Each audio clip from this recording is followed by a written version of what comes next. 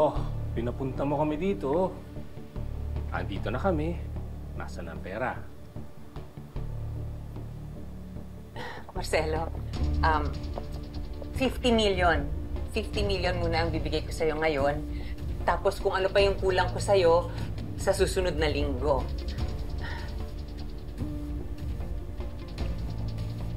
Wala kasi sa usapan natin yung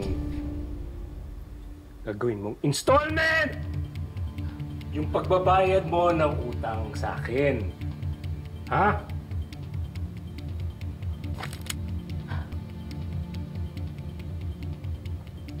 Marcelo, magbabayad naman ako eh, Marcelo.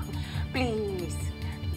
Put the gun down, Marcelo. You're talking to me. Magbabayad ako. Please, put the gun down. Put the gun down. Go! Huh? Teka. Mom.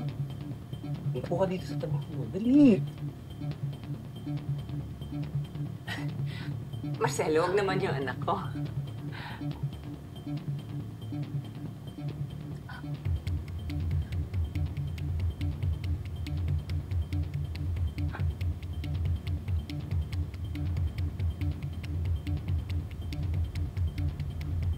Sige. Papayag ako sa tingi-tingi mong bayad sa akin.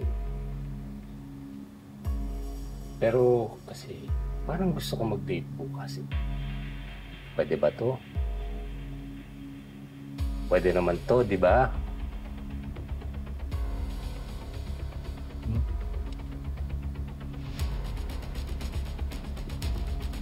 O siya.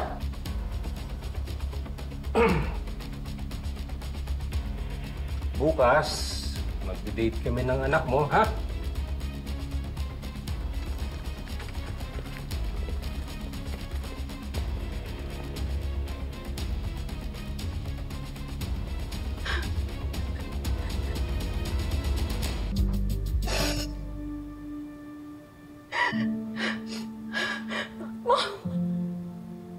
Mama, anong gagawin natin?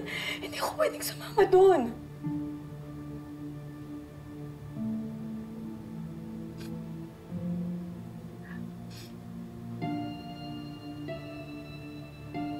We have no choice.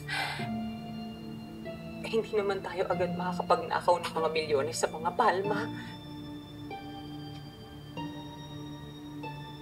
Hindi ka naman siguro sasaktan ni Marcelo.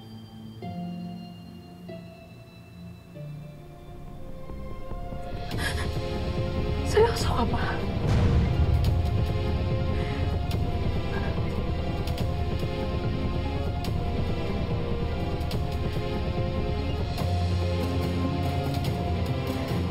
Gagawin mo kong pambayad dun sa lalaking yun? No! No! No! Hindi ako makikipag-date sa lalaking yun, sa manyak na yun! You know what? I don't even care na paborito mo si Venice. Pero huwag ka naman masyadong magpahalata.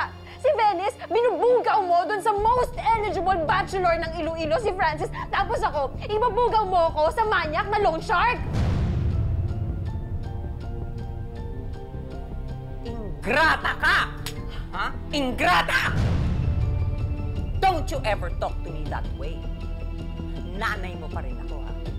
Yan na lang nga ang silbi mo sa akin? Hindi mo magawa?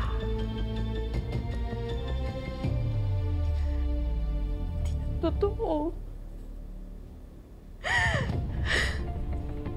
Halos nawalan ako ng sariling buhay.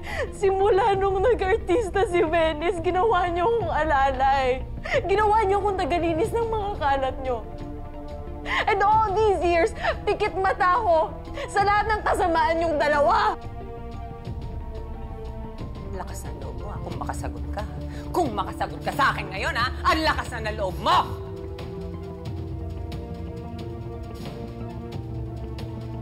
Anything else to say? Ha? Anything else? Ha? Oo! Kasalanan mo lahat to eh. Nagpakalulong ka sa sugal. Kasalanan ko? Dinadami mo pa kami ni Venice. Hindi na kita tutulungan. I've had enough!